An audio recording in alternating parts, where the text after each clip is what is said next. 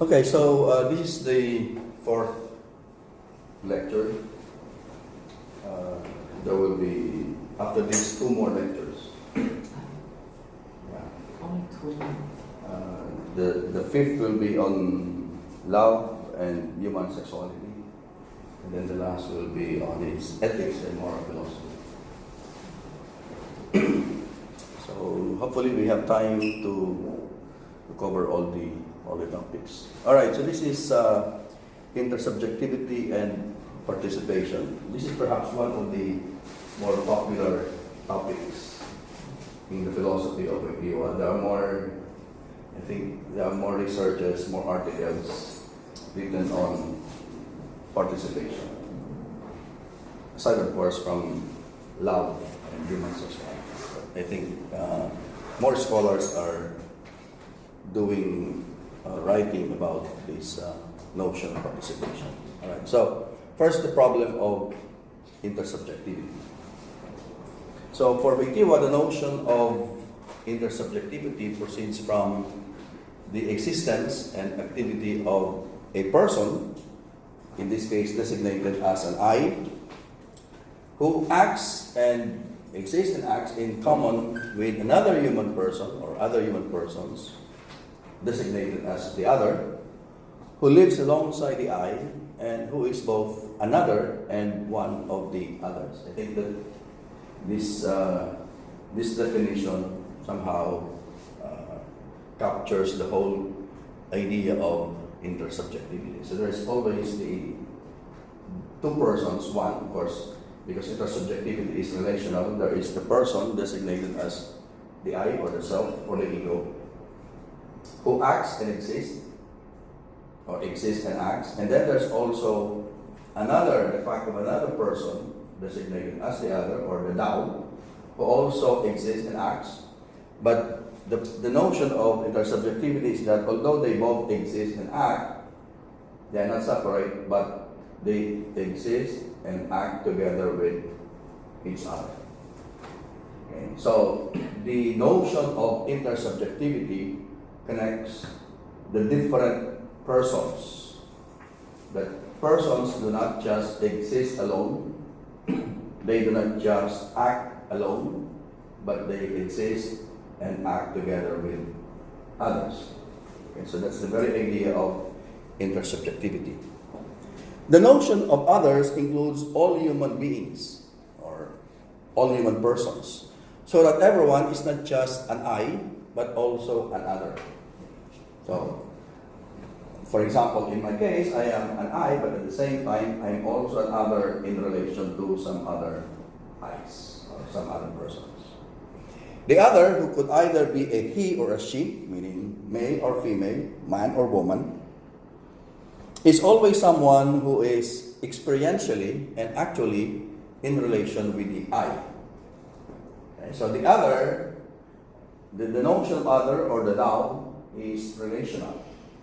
One can never be an other or a Tao without considering its relation or experiential relationship with another I. So what Wojtyla, and of course it's not just Wojtyla, what the intersubjective philosophers emphasize is the fact that there is a relationship between I and another I. The other I is called the other or the Tao in relation to the I. So intersubjectivity or I-other is not limited to the being and existence of the I and the other, meaning taken I and other separately. It also includes the shared lived experiences in the relationship of the I and the other.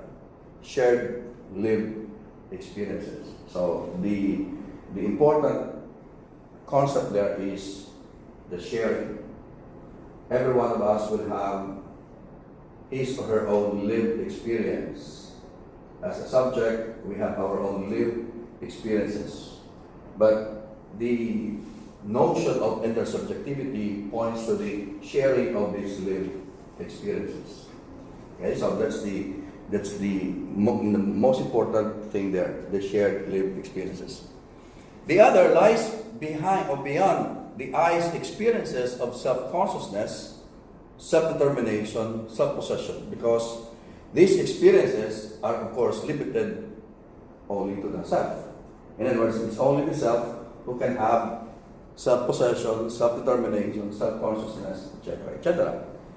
However, the other, because it's also an I, it also experiences these essential elements. Because the other is just another I, another ego.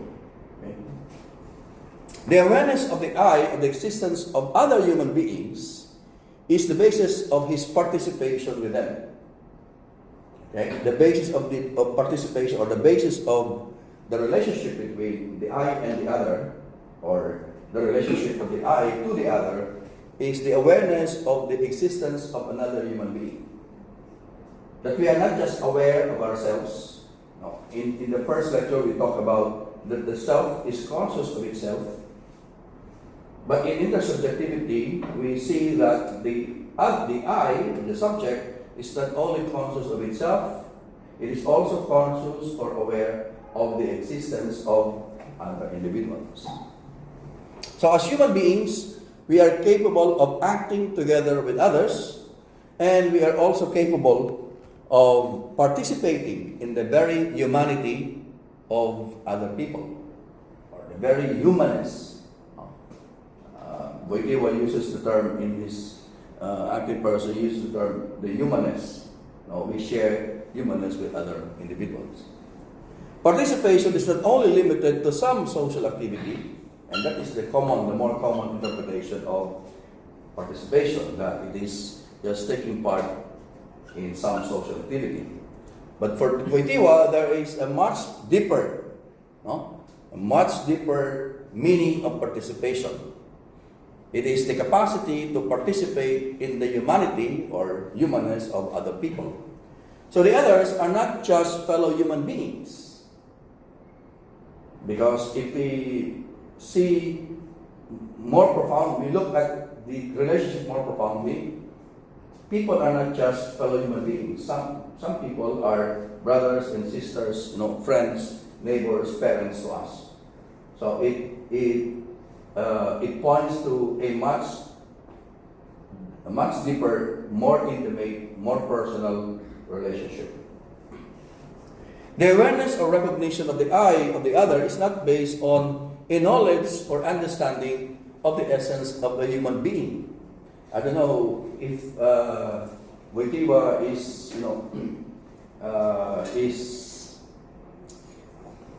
how do you put this? I don't know if by saying this, Wojtyla is criticizing some other philosophies who would interpret relationship as simply the acknowledgement or the understanding of the other as a fellow human being. Because there are philosophies that base this intersubjectivity on the awareness or on the understanding of the essence of a human being. Okay? Meaning that relationship is only on the epistemological level. Okay? That relationship is only on the basis of understanding the nature or the notion of a fellow human being. For Wojtyla, it results from our own lived experiences of the other. Okay? Meaning, it is through the shared lived experiences that the I recognizes the existence and actions of the other person. So for Wojtyla, this is very important. We don't base relationship or this intersubjective relationship only on the epistemological level. By epistemological, we mean that it is based on an understanding of the essence of a human being. Okay? Because in real experience, people may not be aware of what is the essence of the human person. Only philosophy students and those who are academically inclined maybe, who would have a profound or a philosophical understanding of the essence of the human person. Okay? But it doesn't mean that if you don't understand the essence of the human person, you are no longer capable of entering into a relationship with another person, because the basis of that relationship is lived experience.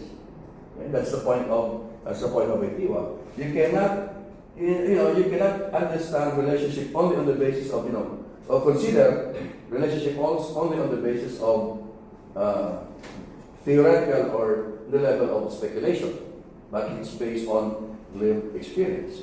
Okay? In fact, if you're going to, for example, if you're going to ask people who are very close friends whether they understand the nature or the essence of a human being, not be able to. Or if you ask them, what's a friend? Or what is a Tao? Or what is another person? They will not be able to answer your question. But they enter into that relationship with their experiences. So that's the point of Wojtyla. I think what's doing here is we should avoid too much speculation, too much, I think I have already mentioned that in the previous discussion, that his concern is really the practical, the anthropological, rather than the epistemological. So hence, although the I gains knowledge of the other, an understanding of the other, his reality and existence is made more manifest to the I, meaning the reality of the other is made more manifest to the I because of the I's lived experiences or experience of the other as another I. That this friend of mine is another subject, is another fellow human being. Okay? So another person is a neighbor to me, not just because we share the same human essence or humanity, or that I understand that we share the same humanity or human essence, but because he is another I with whom I live and act.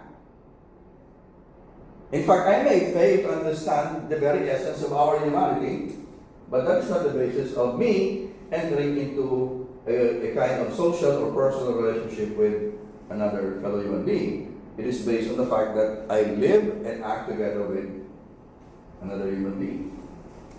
Hence, while the understanding of the essence of the human being and the notion of the other opens the possibility for participation, intersubjective relation is not determined by this understanding or by this by this cognition or by this knowledge. The other relation does not arise from having a universal concept of the human being. It does not arise from having a universal knowledge of what a human being is, or what an other is, or what a Tao is. Right? In fact, we can say that there are other people who understand what the essence or the meaning of the other, the Taos, etc., philosophically maybe, but they don't enter into any kind of interpersonal relationship with other people. So they have this understanding that they don't live and act together with others in a more authentic way. So the I-other relationship is not a universal concept. It is always lived, interpersonal, unique, and unrepeatable in each and every instance. Okay? So you cannot universalize this kind of relationship. The actualization of the I-other relationship starts by becoming aware of the humanity or of the humanness, or maybe of the presence of a concrete and unique human being who is apart from me or who is different from me. Okay, so it starts with the awareness of the presence of the other, not with the understanding of what an other is. Okay?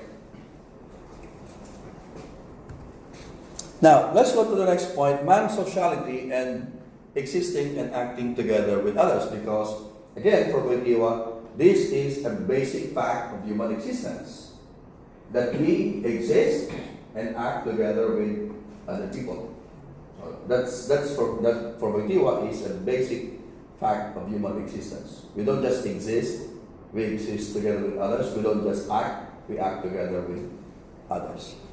Man does not exist and act alone. He in fact exists with others and acts together with others. The term together with others, refers to the various interhuman or interpersonal and social relations wherein human actions are performed.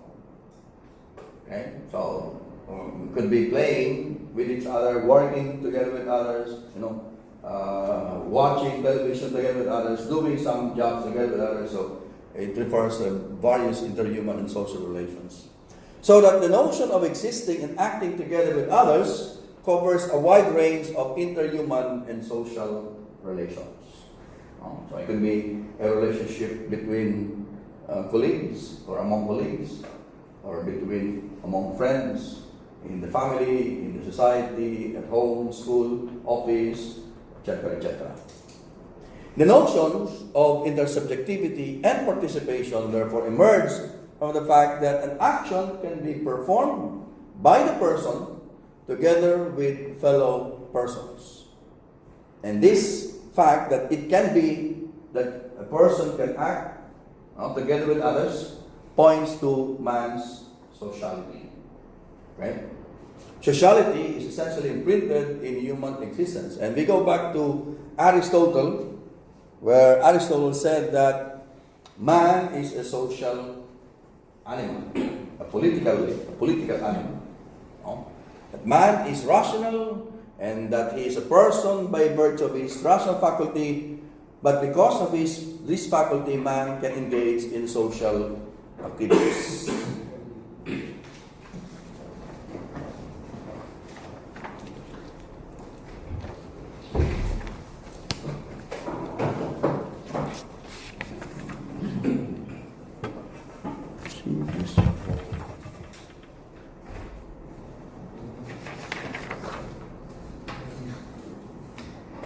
Alright, so that's from the Aristotelian perspective, from Aristotle's philosophy, that because of his rational faculty, man can engage in social activities. And of course, it's not just about being rational. For Aristotle, sociality of man is based on the need of other. Some of our needs we can satisfy, some of our needs, and therefore we depend on others to satisfy that need. But the concern of Wojtyla is not that. His concern is to have a better understanding and interpretation of this assertion and principle. Why is man, or in what sense is man social? Okay? So hence, based on his phenomenological attitude, he looked for the answer on the basis of human experience, particularly from the point of view of acting, from the dynamic collaboration of person and action. So, since Wojtyla already developed the idea of the acting person, that's where he looked for the foundation of the sociality of the human person. Man is social because he exists, he lives, and acts together with others. And for Wojtyla, that's the basis of the sociality of the human individual. So, to do this, Wojtyla returns to his starting point, to the basic human experience, in order to gain more insight into the social nature of man. And he stressed that at the root of the sociality is the fundamental experience that man exists, lives, and acts together with others. So that's, again, going back to a basic human fact or a basic human experience. That this sociality of man is based on the fact or fundamental experience that man exists, lives, acts together with other fellow human beings. Alright, now let's go to the notion of participation. And this is one unique notion of Wojtyla.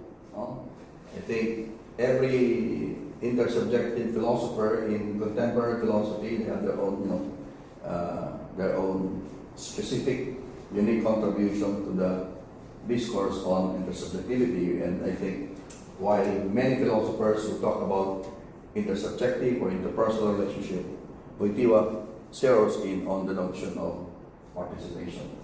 So this is very scholastic participation.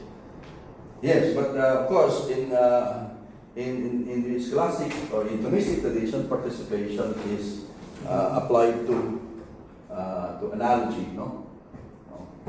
to beings, to metaphysics, and of course, I remember my dissertation defense because one Dominican priest, may he rest in peace, Father Rebolio. I don't know if you're familiar with Father Rebolio, very old, of course already. He passed away already many years ago. And he was talking of the idea of participation in St. Thomas. Okay? And then, so I was talking about operation follows essence. No? Operation follows essence. So the essence is important, and from the essence follows the act. But Wojtyla is saying that, yes, that's right, but there's an opposite nosological implication, that you can also know the essence because of the act. And that's actually the point of Wojtyla. By studying the action of person, you will know the essence of the person. So we're talking about participation, and then Father Tony Oriada also discussed about participation about St. Thomas. But I said, Father, the notion of participation of St. Thomas of Wojtyla is not it's not a metaphysical. It's out of your limitation. It's not a metaphysical or ontological concept, unlike the notion of St. Thomas Aquinas. It's an axiological, a social concept. So we are, going back and forth. And my idea of a thesis defense is that when I defend the thesis or the dissertation, a successful defense means that there's no change whatsoever in what I have written. If there's no changes, that means that is a successful defense. But if my final will say, I think you have to do this and do that, suggesting this and that, then it means I have not written my papers or my dissertation the way it should be written, because there are still some modification that can be made. So I was arguing with Father Tony that that's not the point of my dissertation. I'm not doing here, although my topic is on the ontological basis of intersubjectivity. When it comes to participation, it does not have any does not have any ontological import. And just to settle, my advisor was Dr. Ornedo. Just to settle the discussion between us, Father Tony suggested, okay, if that's your point, then I would just suggest that you put a footnote referencing St. Thomas' notion of participation. I said, Father, okay, that's fine. Please, I don't have to change the manuscript, the main text. I just have to put there a footnote. So, fine with me. You don't have a good member of the tribunal. So I was able to defend my dissertation as is, with just that one footnote. Okay, so, but anyway, so that I remember this. I always remember that when I go to this point, and then I remember my defense. Sorry for that. That's okay. My defense took almost 3 hours. 3 hours. So this is a failure. No, because we've been discussing, and then so we started about 1. It's almost 4. Okay. But it's okay, because it's not really. It's no longer some kind of a. That they have to do this and they have to do that, they have to do that. I have time to explain why I write this, why I put this, so that's okay. Anyway, so here it's the notion of participation. So in the current and everyday usage, the term participation is more or less the same as having a share or part in something. That's the ordinary interpretation of participation. So it could be said that someone participates when he takes part together with other men in some kind of interaction or in some kind of a task, like in a meeting or in a discussion. So you participate. No? Participation is the ground of man's interaction with others. Participation, but in Wojtyla's notion, participation is the ground of man's interaction with others. So participation is not just interacting with others. It is the very basis of the interaction. Okay? It's the very basis of the interaction. It is not simply coexistence or plurality of subjects who interact. It means more, it means something more profound for Wojtyla. So although people would see participation simply, in the very ordinary sense, but for Wojtyla it has a more profound meaning. Okay? It has a more profound meaning. So, first, participation as a trait of acting together with others. Action and participation reveal the structure of the human person. Right? Now, in what sense? How? The person's transcendence and integration in the action is revealed in participation, and the fulfillment in the action is achieved through participation. So that's the main point of Wojtyla. Okay? That, yes, we have this already discussed when we discussed the notion of action of Wojtyla. We have already discussed how action reveals the structure of the person. But for Wojtyla, it's not only action that reveals the structure of the person. Participation also reveals the structure of the person. It reveals the person's transcendence and integration. It also reveals the fulfillment of the person through participation. So the question, of course, is how? Participation is a manifestation of the person's transcendence in the action, in the sense that when he acts together with others or with other people, there's something missing there. He is not absorbed. That's very crucial. No? There should be enough. He is not absorbed by the social interplay. Okay, he is not absorbed by the social interplay. Meaning, he does not lose himself in the social interaction. He can still transcend, meaning he can still perform both the horizontal and vertical transcendence. Okay? He does not lose his own uniqueness and individuality in participation. Okay? So, on the other hand, it enables him to stand out and retain his very own freedom and direction. Otherwise, if the opposite happens, then for Wojtyla, that is not a genuine and real participation. And later on, we'll be talking about the non-authentic attitude of participation, where one loses his own subjectivity, or is not able to express his own subjectivity. Through participation, the person is able to assert himself, determine his action in accordance with the actions of the other persons. He is able to determine himself. So when I take part, for example, when I act together with others, it's not that I always have to conform to what other people would like to do. No? In taking part in that action, I also determine my own action. The person maintains his own independence and determines his own action. Yes, Father. It enables him to stand out and retain his very own freedom and direction. Yeah. What is that it? The participation or individuality? The participation. Participation enables him to stand out. So it complements the first statement, Father. He does not lose his own uniqueness and individuality. In participation, he is able to stand out and retain his very own freedom.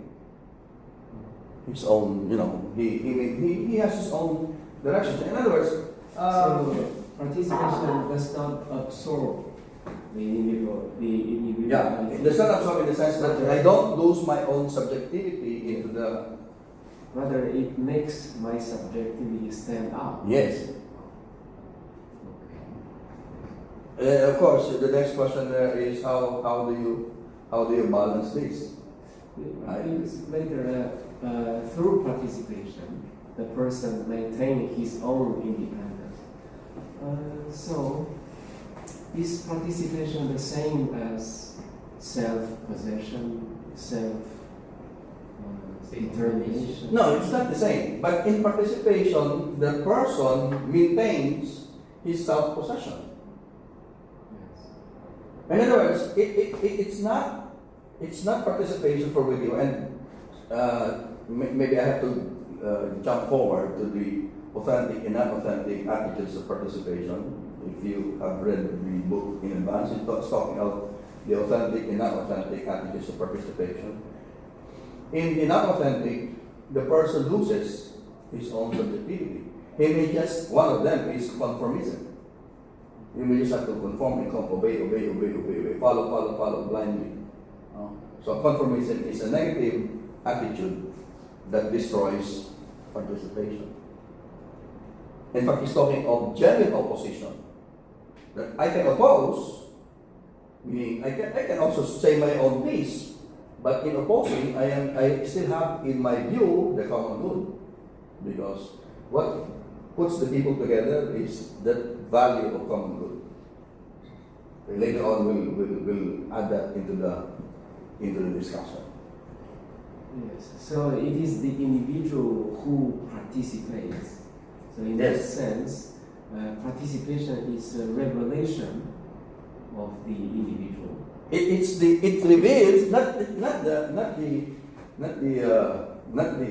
individual. It reveals it reveals the structure of the person, and one of the structures is transcendence. So it reveals the transcendence of the person. Okay. Of course, action reveals the person, the nature of the person. And one of the natures of the person, one of the essential features of the nature of the person is transcendence. So transcendence is not only revealed when we act, it is also revealed when we act together with other people. That's the point of Wojtyla. So through participation, the person is able to assert himself, determine his action in accordance with the action of other individuals. Okay, let's go to the next point. In participation, the person moves towards a common object, or a common activity, or a common goal. Okay? But he is not absorbed by the common object. Okay? Because if he is absorbed by the common object, then he cannot exercise horizontal transcendence. Remember that he emphasized that in action we are able to have a distance between ourself and the object. Okay? Remember our discussion on volition and self-determination. So the inner decision of the person is never dominated by the common object, and he can still make his own decision. So again, you go back to that idea of transcendence. So that's why some people, they jump into this. They just focus on participation. But if you just focus on participation without studying the idea of action, you will not fully grasp what Wojtyla is talking about here. Because you have to understand notions like self-determination, self-possession, transcendence, etc., to fully grasp his notion of participation. If you go direct to participation without fully understanding the notion of action, you will not be able to fully grasp this idea of participation. Okay? So while maintaining his own freedom and decision, and therefore retaining the personalistic value of his action, in acting together with others, the person shares in the realization and the result of communal acting. Okay? And of course, this communal acting, the value, okay, of this, the goal of this communal acting, later on, Wojtyla will identify as the common good. Okay? So participation also manifests the complementarity of integration and transcendence. Okay? So it does not only reveal transcendence, it also manifests the complementarity of integration and transcendence. When a person acts together with others, he is acting as a whole and complete person. Okay? His psychosomatic dynamisms are involved in his acting together with others. And of course, it's not only the subject who is doing this, the other person who is also the same subject, he also manifests his own psychosomatic dynamism. Okay? So, in participation, the whole dynamism of the person is involved. And of course, you can apply also that to the other, who is also the same, who has the same human or personal constitution. Okay.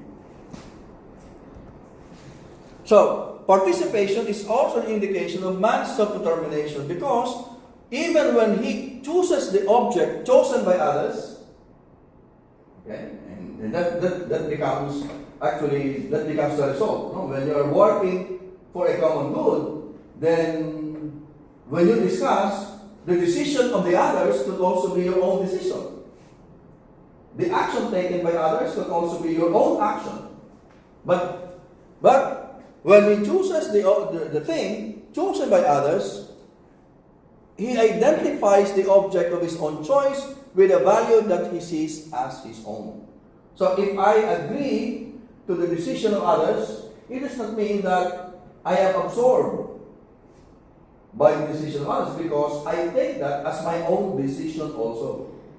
So if I agree to the action of other people, to the action that will have to be taken to reach or to attain the common goal, if I agree, then that means I make my own decision that this action will truly benefit the common good. And therefore, I take that as my own action, as my own decision. In taking that as my own action and decision, then I also exercise self-determination. Okay? Because I really decide to say, yes, I agree with the decision of the group, and that decision also becomes my own decision. So in that sense, the person still exercises self-determination. Okay? And I think in the community, it's very evident. No? So when the community discuss and then they make their own, they make the decisions, then the rest will follow. And by following, that means not just to follow. You are really convinced that okay, that's the decision that we have to take. We are watching UAAP basketball game now. Common decision. It's a common. Sometimes the choice may be difficult, meaning your decision to agree could be difficult, but still, no matter how difficult it is, you made that decision. It becomes your own decision also. Okay. All right. Participation as a property of person and action. So here, based on that, then it's easy enough to understand this notion of Wojtyla. That there are two senses of participation now. First, the notion of participation conceived as a property of the person, because it reveals the structure of the person, and participation understood as a property of the action. This is rather complicated, no? Participation reveals the very structure of the person. At the same time, it also reveals the nature of the act. That an action can be, that an action is not only performed alone, it can also be performed together with others. Okay? So, in the first sense, participation is oriented towards the person's structure as a personal subject, and his capacity to stamp his own existence as personal.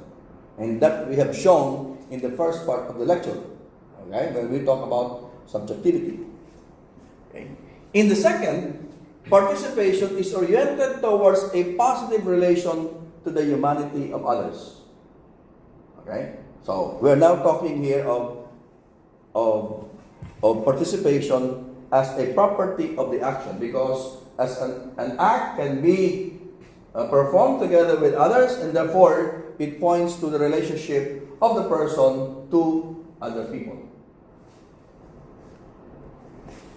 The first sense of participation refers to the fact that persons, while existing and acting together with fellow persons, are capable of fulfilling themselves in such activity. Persons achieve self-fulfillment through coexistence and communal acting with others. However, human beings do not only exist in one common world, and they do actualize themselves through coexistence and common action. And that is the second sense of participation. This understanding of participation, meaning this fulfillment, etc., points to the significance and priority of the person over the community. For Wojtyla, the person takes priority over the community. Okay. This points to the recognition of the irrevocable primacy of man as a personal subject in relation to the community. Okay? So although we recognize that the community is composed of persons acting together, focused on a common good, but for Wojtyla, he does not lose sight on the very value of the person. Okay? And I think this have significant implications to, for example, when you talk of the common good as against the personal good. Okay? Of course, some people will say, in some instances, you can sacrifice the personal good over the common good. But the way I interpret it is, that would rather be an exception to the rule. The rule is always that person takes precedence over community. And in some exceptional cases, then the common good may be prior to personal good. But it cannot be the other way around, as like the rule should be that the common should always take, or the common good should always take precedence over the personal good. Yes, Father. If participation reveals the property of the person, Yeah. not only the person but also action, Yes. does it mean that it reveals the property of the person, or it reveals the property of the person as intersubjective? Both. Okay. So But it's more on the person as an intersubjective, as intersubjective. So the personal structure by itself is already intersubjective, as revealed by participation. Yes. So if that is the case, therefore, community is ineradicable. I mean, cannot be taken away. It's already rooted in the person, isn't it? The communal dimension of the person is rooted there. It is not which is over which, but yeah. Yeah, what? Yeah, yes, but I don't know how I'm going to interpret the notion of rootedness, inherent. But it's already an inherent part, or let's say an unremovable property. Oh yes. Like, although maybe that property may never function. Like I was born, I died. Oh yeah. Okay. Yes. But I'm still a human being. Yeah. But, however, that property cannot be removed, since it. Yeah, it cannot be removed. It's part of of human experience, part of human life. It's part of the fabric, of human nature, because well, assuming of course that when you're born you immediately die, but even then there's still that notion of born in a family. intersubjective, because you are born to a family and you have your relationship with your mother even when you are inside the womb. My point is, if we say that the communal cannot be over the personal, and the other way, No. It can. Let me qualify that. The point is, the person takes priority. By priority, it takes more significance, greater importance than the community. Okay, and to further qualify that, he's talking of the good, the value of the person. The value of the person cannot be sacrificed over the value of the good of the community. That's the default. But I said, in some cases, there may be, exceptional cases where the value of the community, the common good, takes priority or significance over the personal good. But that's more in the exceptional cases. It cannot be the rule that the common good or the value of the community is prior to the value of the person. So my point here is that the default, the natural position, the general rule should be that the value of the person should always be more important, or should be more important than the value of the community. But in some exceptional cases, then it could be that the value of the community takes precedence or importance than, but that should be more of an exception rather than the rule. We cannot make a rule that the value of the common good or the good of the community should be more important than the value of the person. I think that's the basis of why, like for example, we cannot argue for the common good in order to say justify a death penalty. Maybe the church recognizes it in some exceptional cases, yes, but it's not the rule. It's rather an exception. That's my point in making the clarification. Because it would be dangerous if we make it as a rule that the common good is more important than the personal good. I want to say is what I want to express is maybe the communal good is not over the person, vice versa. The personal. Oh yes. Is not either over the communal. They are on each. We cannot, like, of course, it's very true. We cannot sacrifice person for the community. That's a self-destruction. We cannot either sacrifice the community for the person. But it's also self-destruction because the person itself is, let's say, irremovably communal. I mean, with the property. Yeah, of course. Considering everything equal, then the two maintains their own significance, right? A person is important, community is important. But when it comes to cases when you have to make a choice between what's more important, the personal good or the common good, then the rule should be, for me, the rule should be that the personal good should be more important than the communal good, except in some cases. So, only in exceptional cases can the communal good be more important than the personal good.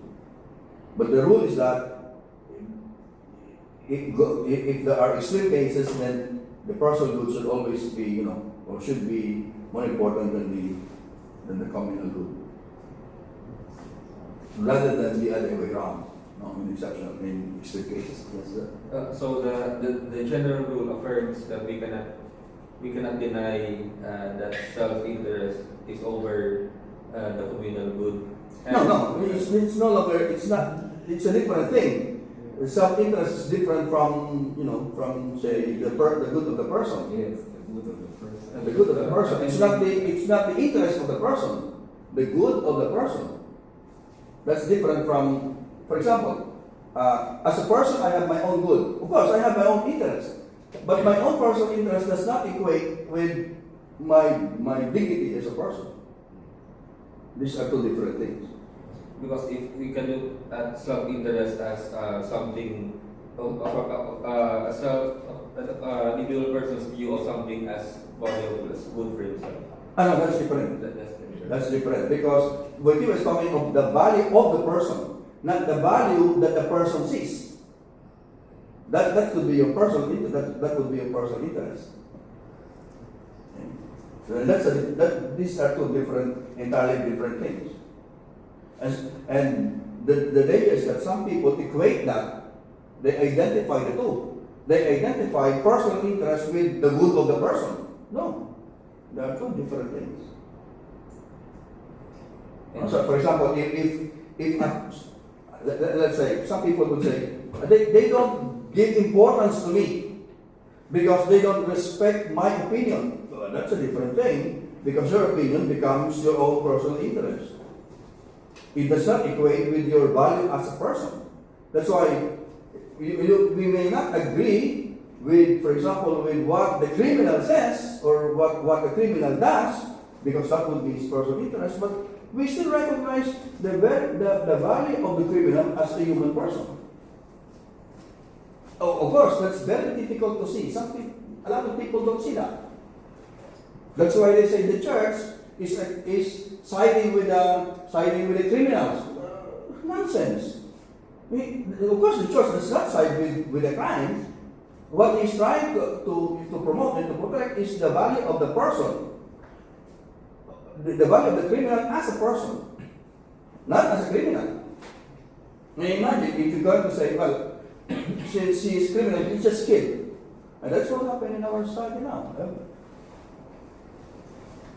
Suspects are getting killed because of that mentality. Who the person as who is not the personal interest. Yes, Just yes. another point can we also say that this is for another topic, I think, that Levinas's primacy of the other is an exception to the general rule? The primacy of the other is an exception to the general rule. Because Levinas would. Okay. Well, whether it is the subject or the other, they are both person. Okay, so the relationship is between one person and another person. Both are persons. But what we're talking here is between a person and a community.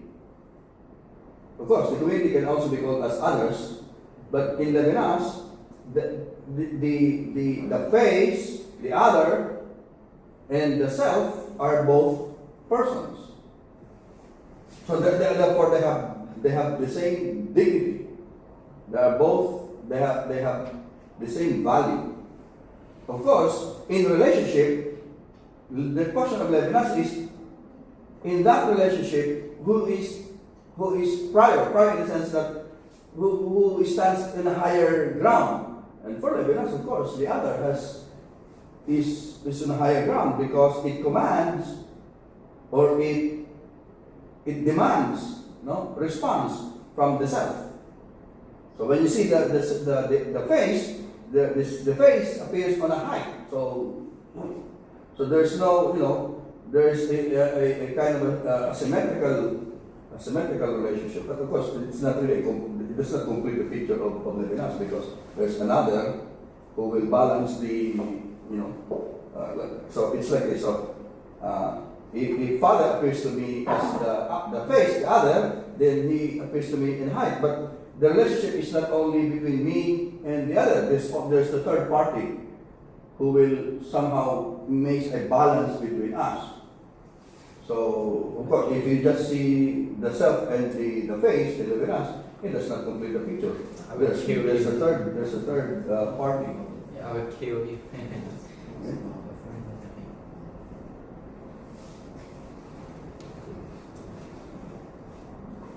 Okay?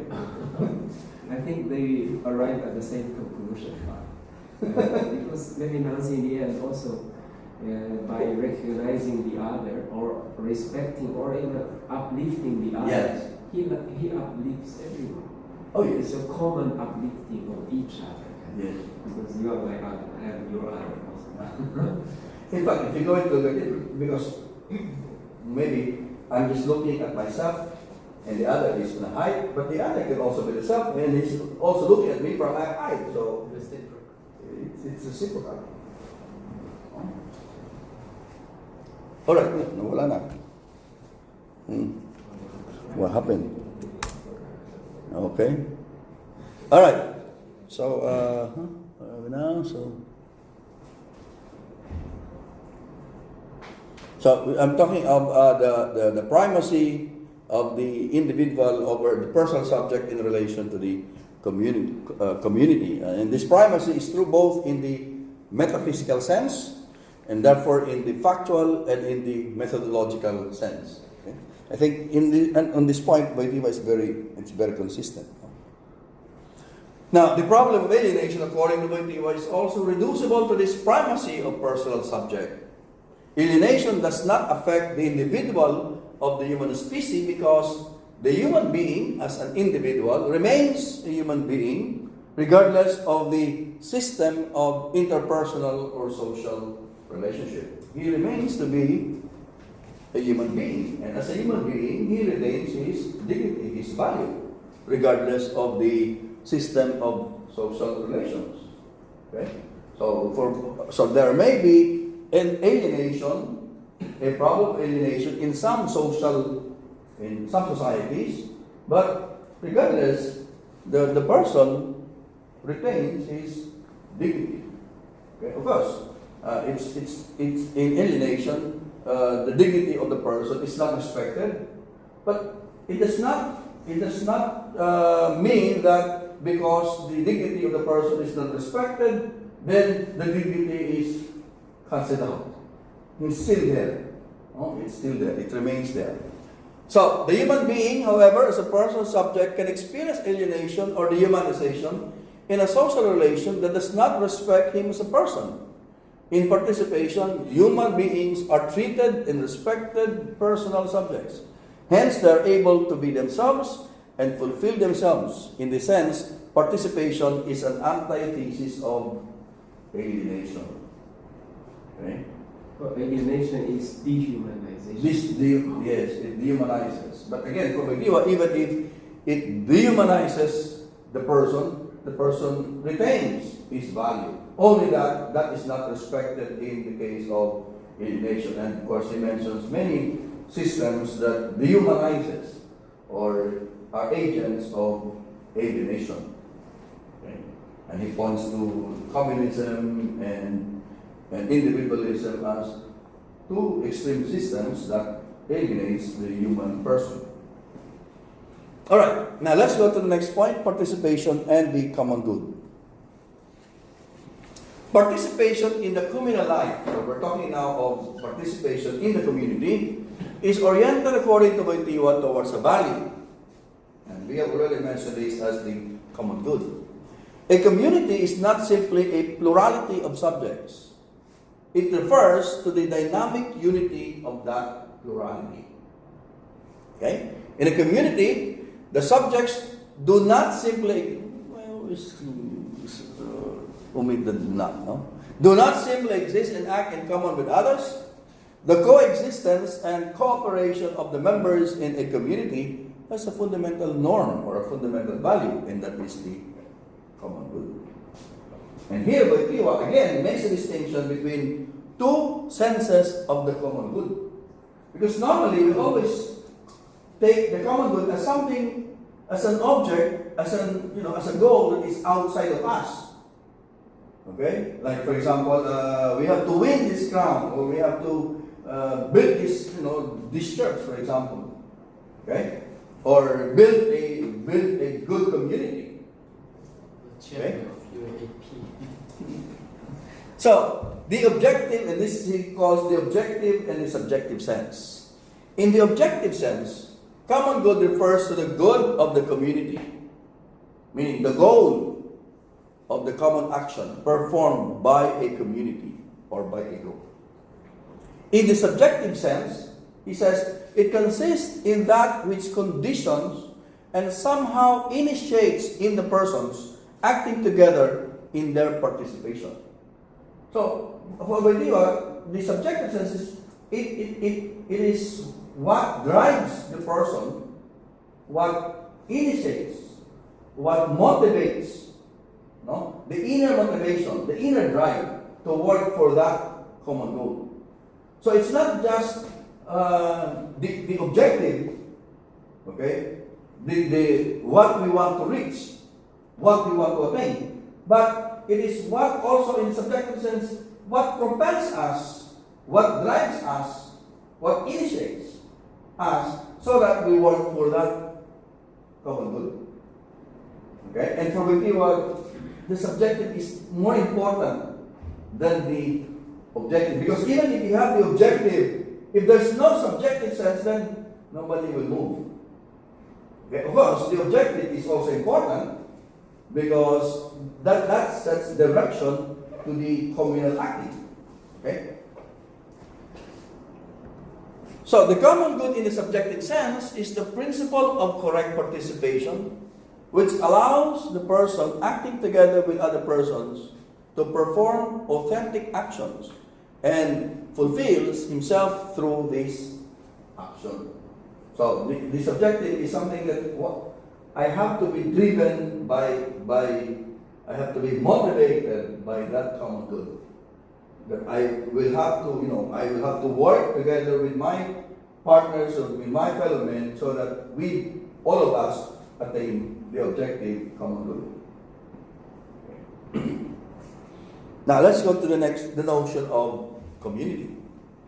What makes a social group a community is the participation of the members of that social group. So again, for Wojtyla, a social group is not yet a community unless there is participation among the members. Okay? So it could be that we are in a room, and therefore that could be considered as a kind of a social group. But if they don't work together, if they don't act together for a common purpose, then it cannot be considered as a community. Like for example, let's say everybody, if you are in a movie house, you are watching a common movie, but it does not mean that people, the crowd in the movie house is a community.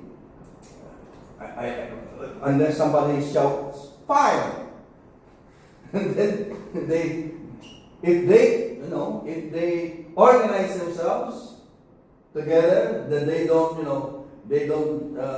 step on each other just to get out of the movie house, then there could be some sense of a community there. Okay?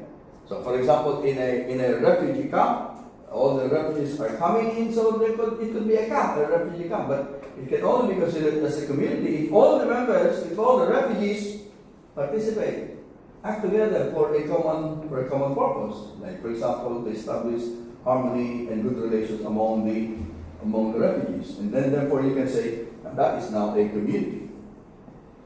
Okay? So the basis of this community is the participation of the personal subjects or the persons. And once this participation disappears, then the community disappears together with it. No? So the very basis of the community for Wojtyla is the participation of the members of the community or of that social group. The disappearance of community could result in alienation of personal subjects, which comprise the community. So a society, therefore, which is devoid of participation, can become a source of alienation of the human person. So again, very consistent, no? Alienation is an antithesis of participation.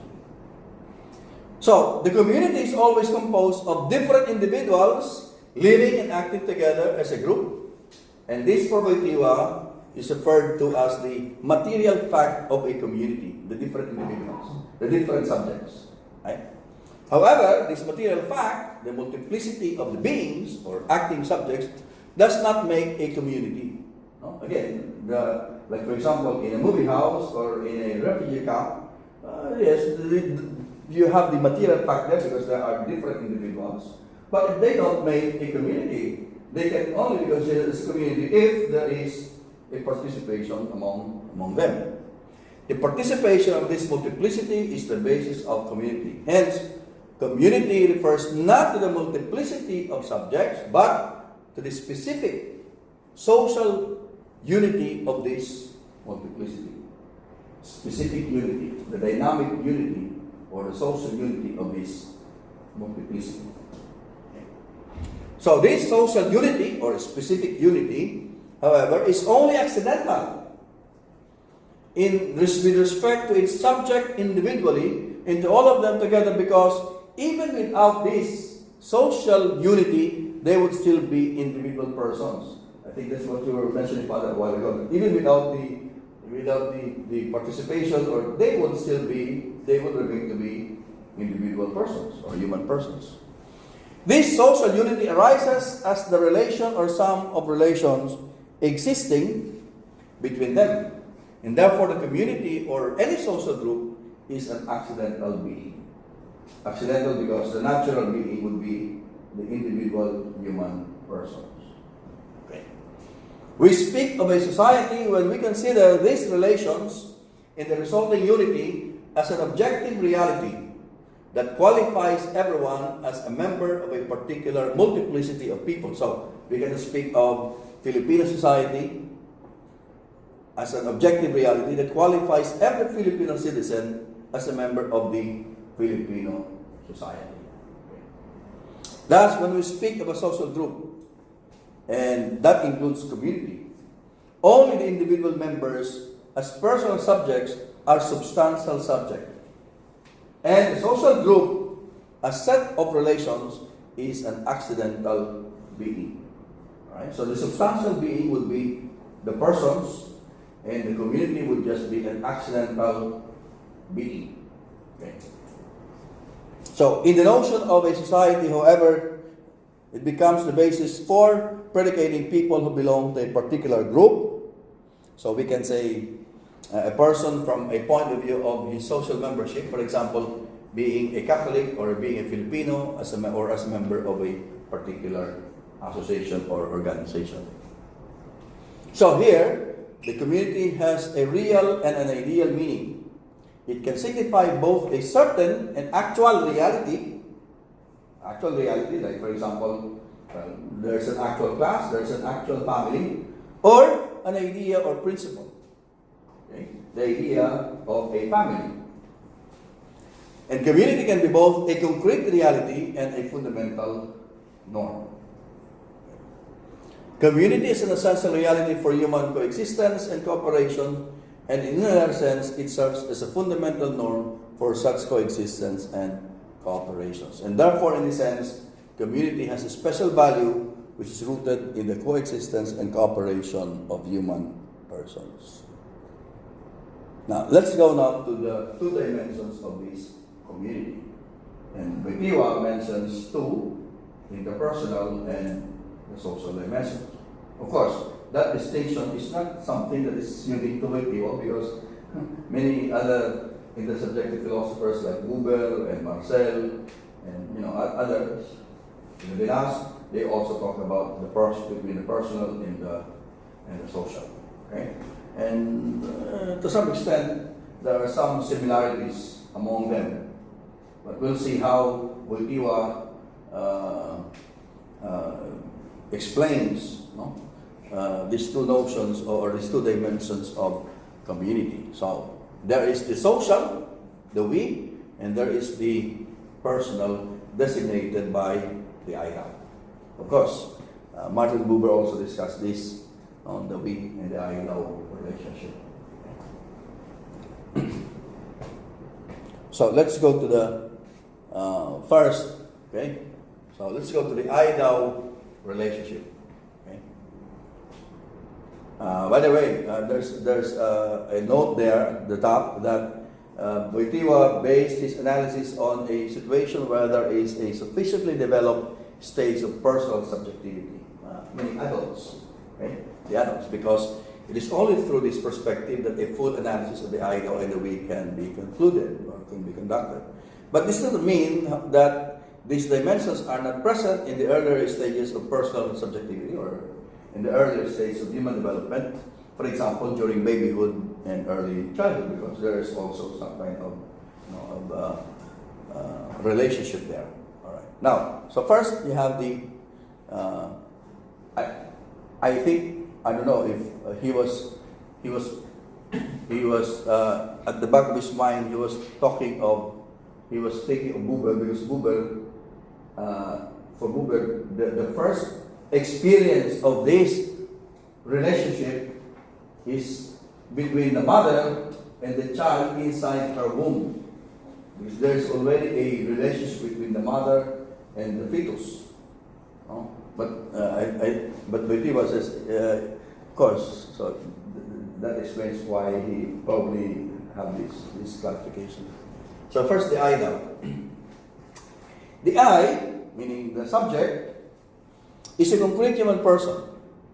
Human subject, unique and unrepeatable, rational, and exercises his own freedom. Okay? So that's what we've been talking about for many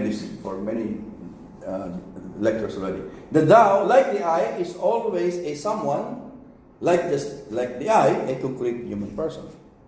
Hence, at the very starting point of the I-thou relationship, there is at least, or at once, a plurality or multiplicity of personal subjects who are unique in themselves, or at least the duality of the two. The I-thou relationship, although addressed to only one person, is directed toward all other human beings. In other words, yes, it's always one-to-one, but it does not exclude but we can also establish an I-thou relationship with other human beings. So it's open to all human beings. If the I connects to the many, then it is no longer a relation to the thou, but a we. Okay? So then it becomes a social community, which could be resolved into a number of relations to different thous. There is a particular reflexivity in the I-thou. Reflexivity. Remember the notion of reflexivity when we discuss consciousness? Okay.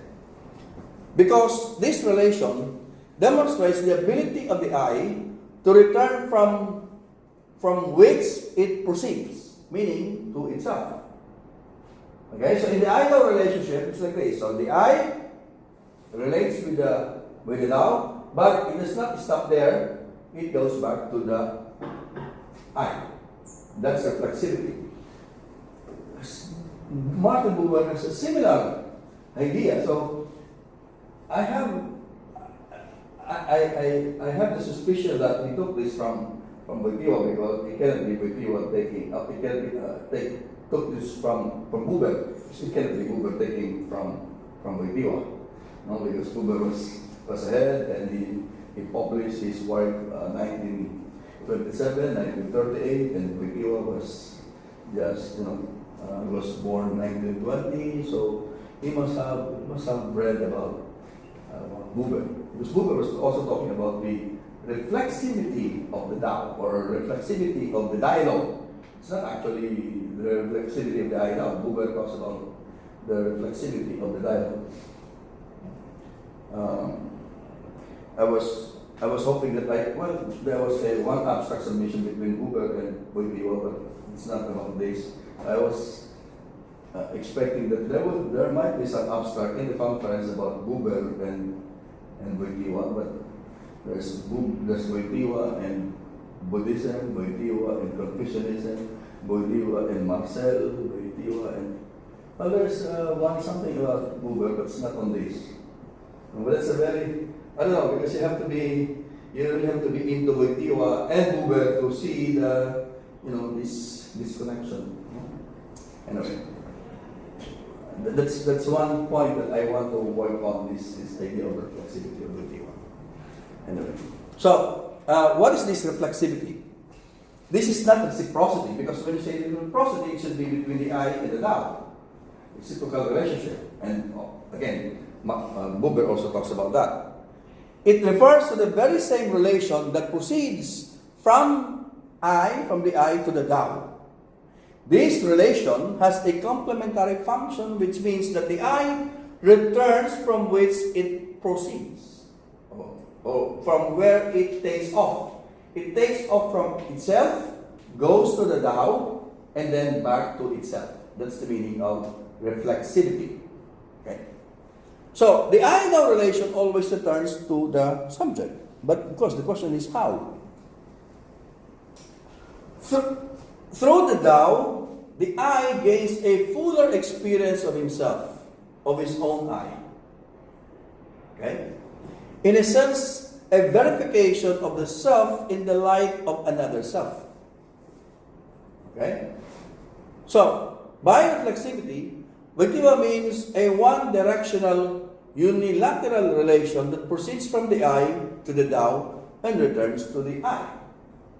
So when I establish my relationship with another fellow human being, with a friend for example, yes, I direct my attention to him, but there's a sense of coming back to myself because now I have a fuller understanding. Maybe I see myself in a different light by way of my relationship with the other. Something that I will never realize if I did not establish a relationship with the other.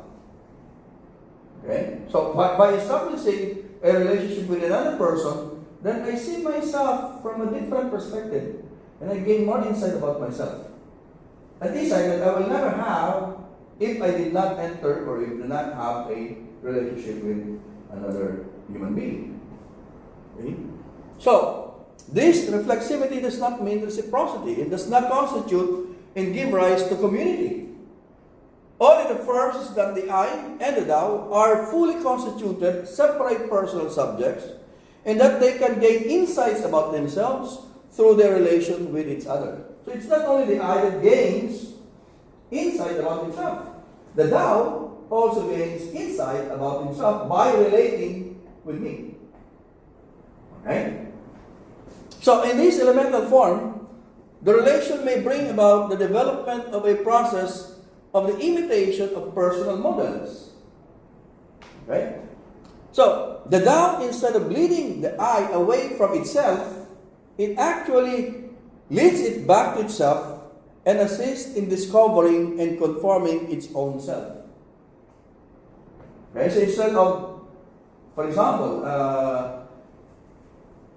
let's say in a relationship between, for example, between friends or between, let's say, a parent and a child or a student and a teacher, instead of the other, for example, instead of the teacher leading the student away from himself, now he sees, the student sees himself in a different perspective and is able to see a different view, gains a significant insight about himself.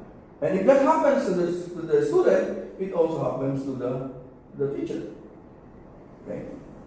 So, it confirms the self or it confirms the subject.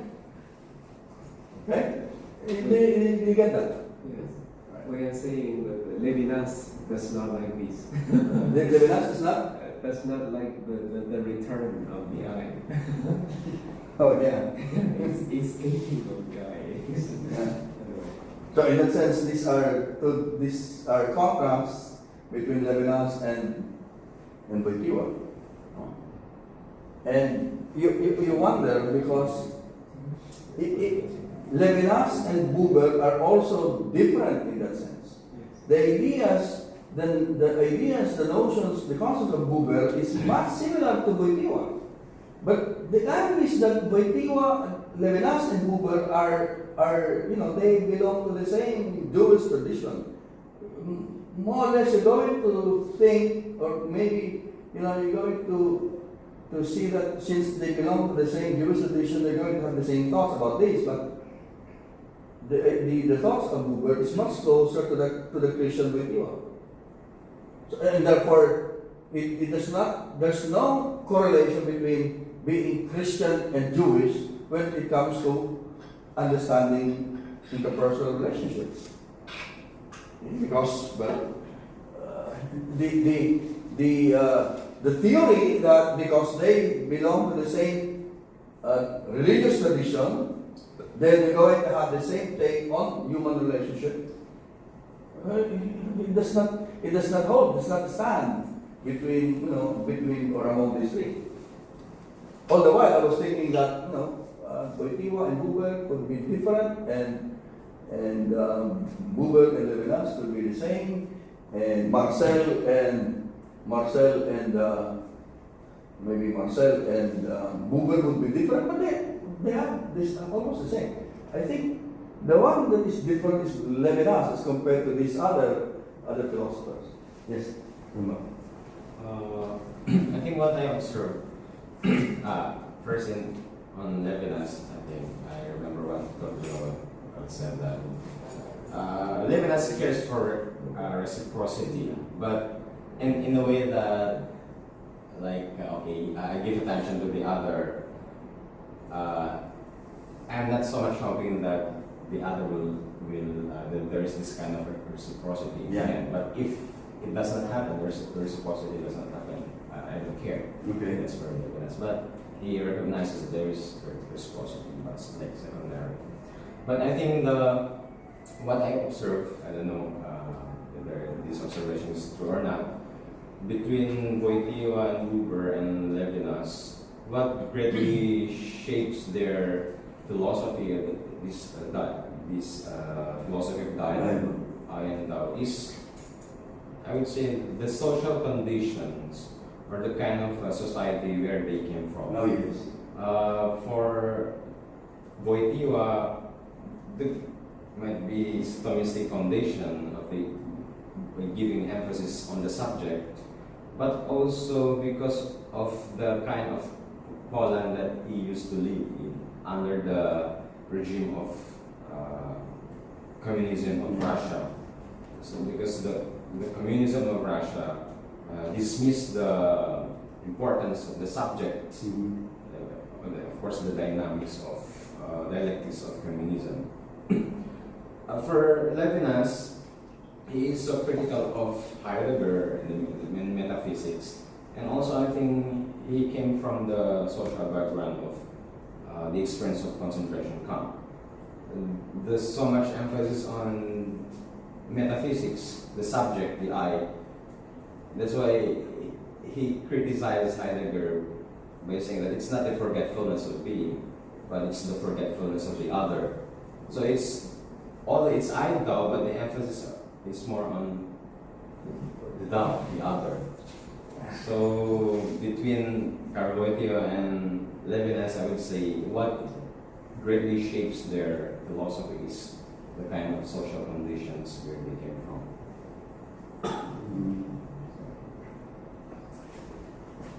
Well, to some extent, I think they have almost the same, almost the same experience in the sense that, well, of course, Wojtyla did not experience the concentration camp, but he lived through the Nazi and the communist regime. Of course, he was not the victim of the concentration camp, unlike, of course, the Jews. So I don't know how that plays in their philosophies, but definitely there is a factor there that influence how they think about this about the dialogue. Well, I don't know Buber if he was ever affected by unlike Levinas, if he suffered the way Levinas suffered, because he was I think he was never affected. Well, he was aware of the Jewish experience, but I don't think he was negatively affected by that on a personal basis. Anyway, I think that begs for further research on this. Maybe you can compare Wojtyla and Buber, or Wojtyla and Levinas, and I have done some an article between Buber and Levinas.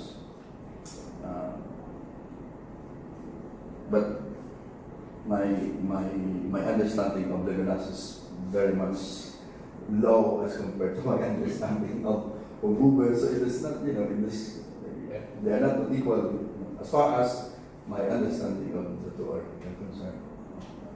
So I listen to a lot of people when they talk about Levinas, because although I have written some articles on Levinas, really, it's not as in depth as the way I understand Buber, because I also teach a course on Martin Buber. My dissertation was actually a comparative study between Buber and Wojtyla. Anyway, so here, going back to this, In the elemental form of the I-thou relationship, I have three experiences. First, my experience of myself. And of course, you can say that the experience of the thou of itself. My experience of the other. And of course, you can say also the experience of the thou, of me. And my experience of the relation between us, between me and my thou. So three important experiences. So even without the element of reciprocity, the I-thou relationship is still a real experience of interpersonal relationship. An experience of interpersonal, because I have an experience of myself, I have an experience of the other, and I have an experience of the relationship between us. Okay? And of course, if you're going to connect Buber here, the most important for Buber is the third one. The experience of the relationship between us. Because that's where he locates this idea of the between. The notion of the between. Okay? Of course, Wojtyla does not have this idea of the between. Okay? The realm of the between. So even without the element of reciprocity, okay, there is already an experience of interpersonal relationship. And this experience serves as the basis for considering participation as participation in the very humanity of the other human being. Participation in the very humanity of the other being. Because even if there is no reciprocity in the I-thou relationship, I already experience the other. And therefore, it becomes the basis of participating in the humanity of the other. So even if the other does not reciprocate me, and that's also the point of that. I don't care. If the other does not respond, then so be it. For Wojtyla, even if there's no response from the other, there's already an experience of the other. So yes, sir. Participation in the humanity of the other, is it built on the experience of the other or the experience of the relation in between? It's the relationship of the other. Okay, it's a relationship with the other. But of course, there is also the relationship of the experience of the relationship. But in my participation to the humanness of the other, the more important is my experience of the other. But of course, that experience of the other becomes possible because of the relationship between us. Okay, so we cannot separate the three experiences because they are molded or integrated into one. Only that by way of distinction, he identifies these three experiences. But this experience is just one experience. So, the I-thou relationship need not be reciprocal for such participation to occur. That's very important. The I-thou relationship need not be reciprocated for the participation to occur. To recognize, to participate, or to recognize, to respect the other. Or to respect or recognize the humanity of the other. Because in the I-thou relationship, there is already an experience of the other. So the I-thou relationship opens man directly to man. It means to turn to the other I, on the basis of personal transcendence, to turn therefore to the full truth of that man, to his humanity. This is the principal dimension of the interpersonal, whereby the person or the I treats and actually experiences the other I as a thou or as another self. This is the metaphysical and normative meaning of the interpersonal. So even in its unilateral form, the I-thou is already a real experience of an interpersonal relationship. But of course, a fuller experience of such a relationship will only be brought about by reciprocity. That is, when the I becomes a thou for the other, and the I, and vice versa. So if there is now a reciprocity, there is now a much fuller, for Buber, he would call that a genuine dialogue.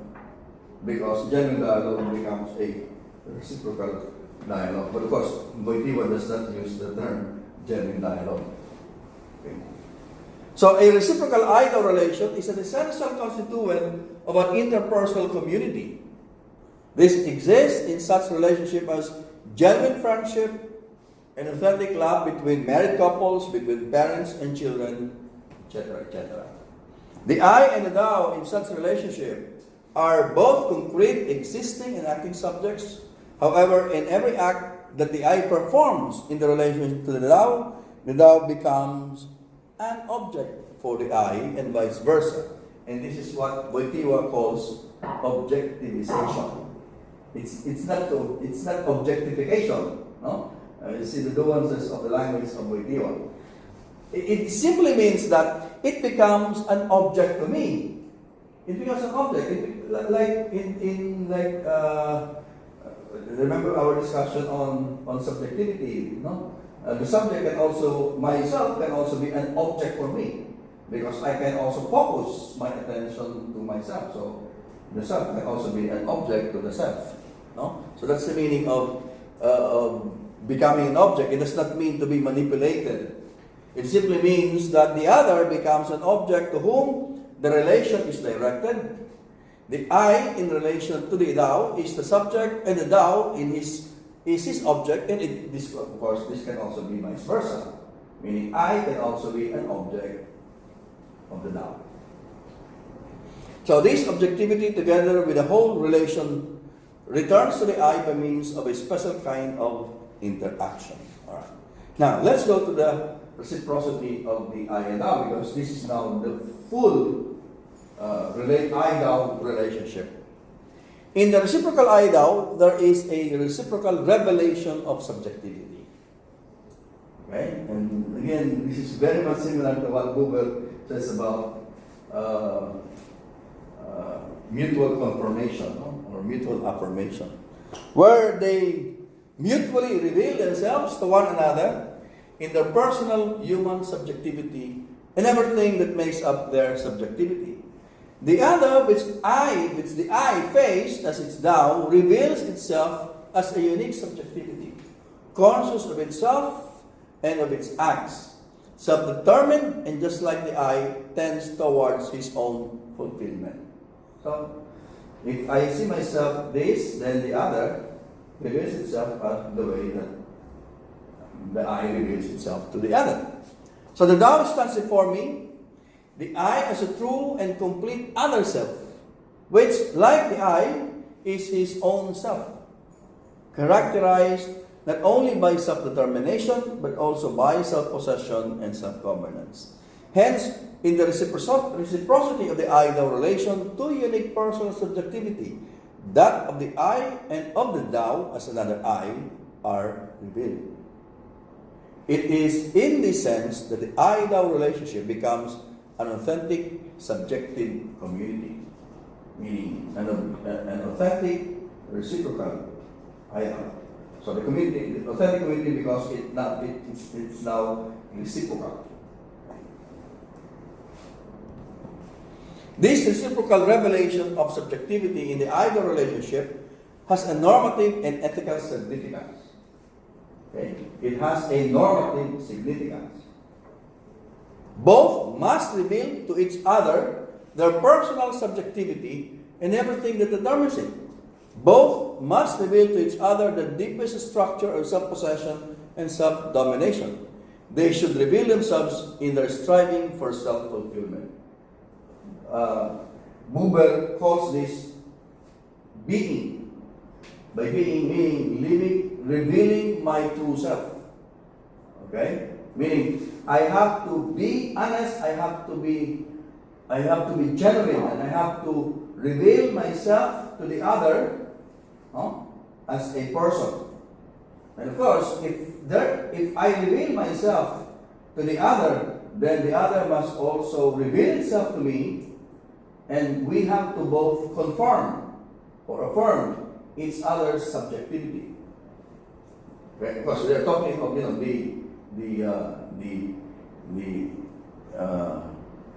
ideal relationship. But this reciprocity should not culminate only in mutual revelation of their whole subjectivity. There must be acceptance and confirmation of the subjectivity of the other or of each other. Okay, so if I become honest to my friend, then I also expect that he will respect or he will accept what I reveal to him, my own very person. Okay. The more profound and more intense the reciprocity between the I and the thou, the stronger the confiding and trust in the giving of oneself, and consequently, the more authentic the acceptance and confirmation of the I of the thou, and vice versa. So it will depend on on how honest, how genuine the relationship is. Is it here that John Paul is finally freed from selfishness? Because according to my listening, initially he said this I-thou relation is by itself already intersubjective Yes. or interpersonal. So I have no need of the reciprocal in order for me to experience the interpersonal. Okay. However, in the end, I have to reveal myself Yes. for the other to Yes. affirm. Yes. So it is not I fulfilling myself, rather I need to be affirmed. Somehow I find myself fulfilled, but still to be affirmed. Otherwise, I'm really closed up in myself. I have no need to be affirmed. It's not really the need of the subject to be affirmed. It's more of the responsibility of the other to affirm the I. And of course, that's my third, that's vice versa. It's something like I fulfill myself, but by fulfilling, I also have to surrender myself and to be accepted. Yes. So there is now not selfish anymore. Oh yes. Actually, later on, this will be the basis of. Of course, it's not later on because I'm talking of his notion of love. No, this is the basis of his notion of love. No, the sharing, the surrender of the self to the other. That's the very essence now of love for the giver. But of course, we know that the book love and responsibility came before the acting person. So I don't know if when he was doing his pastoral work, counseling the married couples, he has already in his mind what is going to write in the acting person. Because of course, in terms of publication, the love responsibility came before the acting person. But we cannot say that simply because it came before. My point is without this moment of surrendering and thereby to be affirmed by the other, the I is really selfish and no need of the other. I just love you, I'm already fulfilled. Mm-hmm. So that's a period. What kind of person is it? But of course, he does not end there because later on it only becomes I'm using you to fulfill me. That's the only point. Because only by loving you I fulfill myself. Oh, how selfish! Yes. But here the moment comes. Actually, here this when he talks of the reciprocity, he opens up the self to the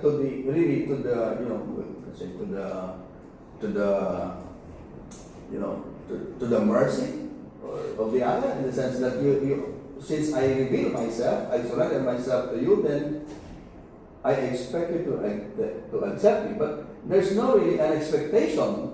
It's really similar to Levinas. I think it's because the subject, I reveal myself to you, then you have a responsibility now to accept whatever is revealed, and vice versa. So it's not the self begging for recognition, for acceptance. It's more on the other. He's responsible in the sense that he should accept or affirm whatever is revealed to him. So there's a kind of, you can say, there's a kind of surrender of the self to the other. Of course, he's not begging to be reciprocated, but by simply revealing yourself to the other has now a responsibility to affirm whatever is presented.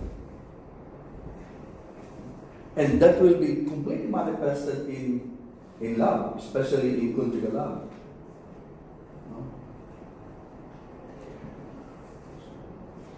Okay, so in this way, in the context of the ideal relationship, by the very nature of interpersonal community, the persons also become mutually responsible for one another. So that's the point. Mutually responsible for the other. It's not necessarily begging to be recognized, but precisely because of this, then it becomes a mutual responsibility. This mutual responsibility is the mutual confirmation of the transcendent value of the person, which is also understood as his dignity as a person. Only such relationship deserves the name community of person. Community personarum. Alright, now let's go to the next point. The second is the we, meaning the social dimension of the community. So the we relationship indicates the social dimension. The we refers directly to the multiplicity or plurality of the persons and indirectly to the persons belonging to that plurality. So in other words, when you say we, like for example in the family, it refers to the group. It does not refer to the father, the son, or the children, or the mother. It refers to the collective. Okay. Indirectly, of course, to the members of that collectivity. This is what Wojtyla terms the comunitas, or community. The dimensions which embraces a larger number of persons. The we primarily signifies a group of persons which may be called by different names, like a society, an organization, a class, a club, etc. It is not in itself a substantial but an accidental being, the same as, similar to what we have said before. But what results from this accidental being, or from the relations that exist between persons, provides the basis for considering them as a community. The we relationship allows people to be regarded as belonging to this and that social community. So in this sense, the we indicates a dimension of community that differs from the interpersonal dimension of the ideal. Although the we directly refers to the multiplicity or the social, it is still compatible with the notion of persons as subjects and the personal subjectivity of the human being in the fact that every person is an I or a thou and not just a he or a she. Thus, the we signifies a community of human persons, although in a different dimension. It signifies not only the multiplicity of the I's or selves, it also refers to the unique subjectivity of this multiplicity. And therefore, we differentiate the we from the they. Okay, the we, because in we there is some sense of a belonging, a sense of community. But when you say the they could be just scattered individuals, scattered individuals there. So since the we is a multiplicity of I's, it can be conceived and understood through activity, just like the I-thou relation. A we is a multiplicity of human beings or subjects who exist and act together or in common with one another. To act together does not mean to be involved or engaged in some similar activities alongside each other. Like for example, you are in a crowd, again you are in a movie house, or you are in a camp, or you are just walking in España, for example. So, okay, it means that these activities, along with the existence of the persons involved in such activity, are related to a single value. And again, what galvanizes, what unites them together is the common good. So, what is the relation of the common good to the we? By virtue of the common good, the different acts, the different individuals, the different subjects in the we relation come to realize that they are a definite we because of the common good.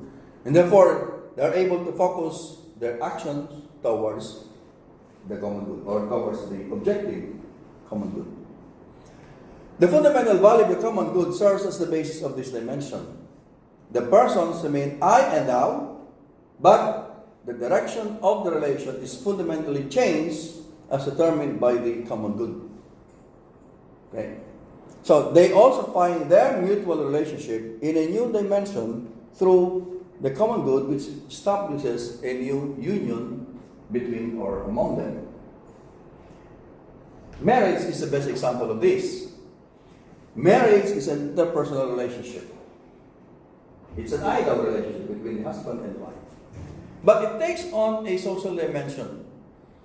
Because their union, which started as an ideal relation, by accepting into their relationship a set of values that may be defined as a common good of marriage, a family, for example, because of course marriage is, oriented towards a family, then their interpersonal community in existence, like an ideal relationship, takes on a new profile and dimension, the dimension and profile of a relationship. Because now, from the ideal relationship between the husband and the wife, now comes a family.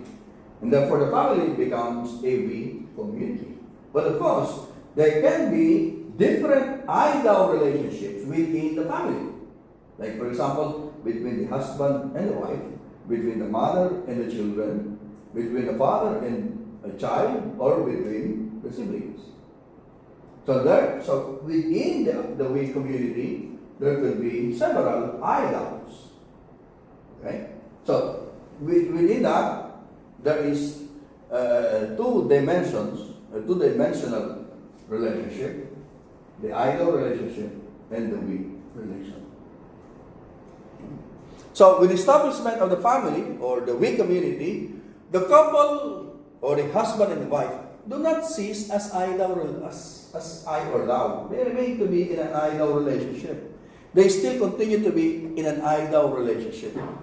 And again, as I've said, between two siblings, a brother and sister, there could be an idol relationship within the family or within the we community. So the idol and the we relationships can be enriched by each other and certainly imposes new demands and new responsibilities for each dimension of the community.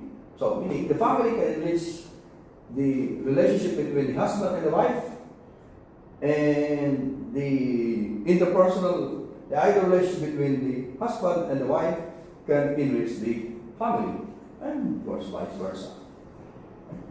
So you see the richness of this community. In the we relationship, the constitution of a concrete I or self in its personal subjectivity takes place through activity and existence together with others in different social communities. Through the we relationship, the person discovers acceptance and confirmations of his or her concrete personal subjectivity in relation with the common good. And this confirmation of the self in the we agrees with the nature of the particular self or subject. So, essentially, just like in the idol relationship, the I or person is not let out of its own subjectivity. Okay? Rather, he becomes more grounded in it.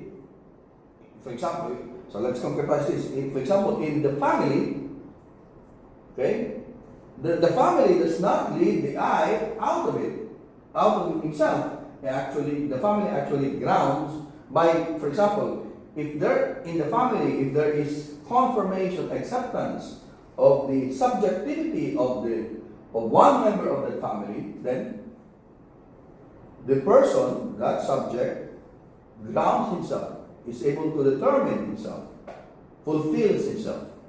Okay. So the we relation never distorts the I. If it happens, it is either that which is regarded as a common good is not good at all, or that the good is not necessarily a good common to all. Right? If that happens, meaning maybe you are talking of a different good, but it's not common to everybody. Maybe it's only good for the parents, or good for one member of the family, but not a common good for all. So thus the meaning of the social dimension of the community must be understood primarily as an aspect of the personal subjectivity of the human person, and to show that there is a compatibility between personal subjectivity and community, because both enrich each other. The we community can be qualitatively diversified. It could be, it could be few like family, or many as in the case of an association, or million as in the case of a nation, or billion as in the case of the human race. Okay? So it could exponentially expand.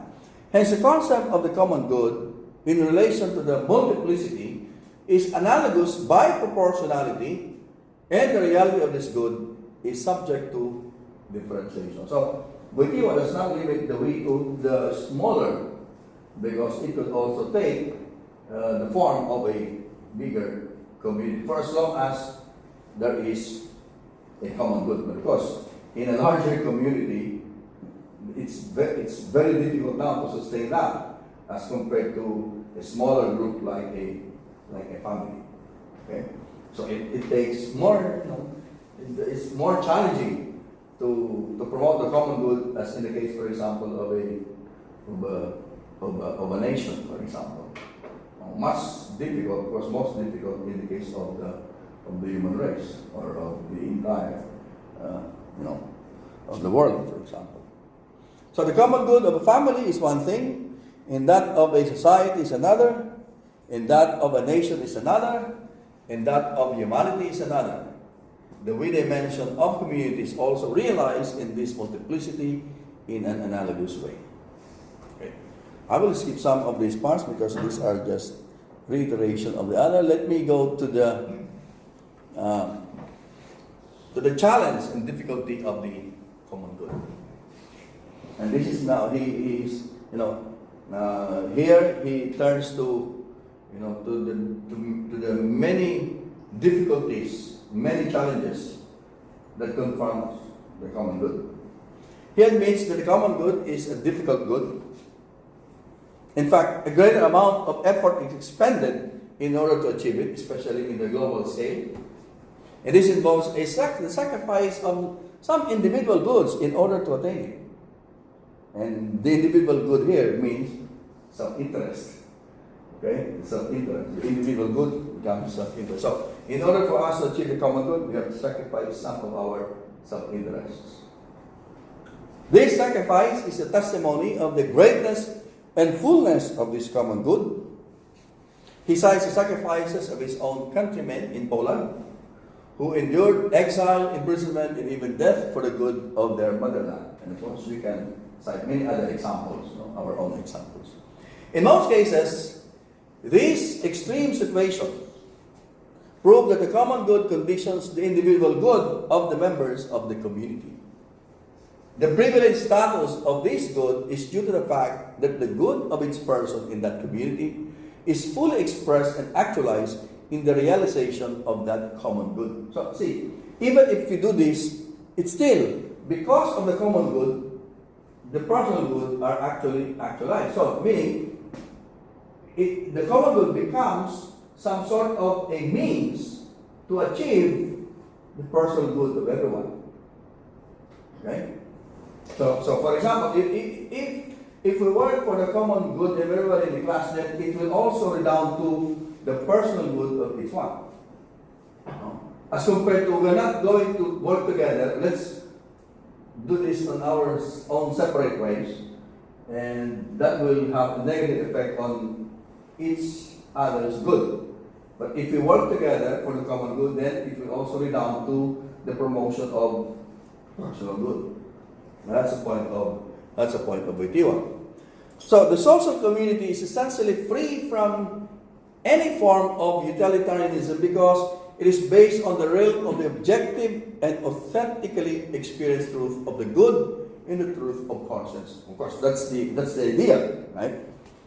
In the social or the we community, its member, in the name of this truth, embraces the hardship, the sacrifices connected with the realization of this true and authentic common good. So here he adds, he qualifies the common good as the true and authentic common good.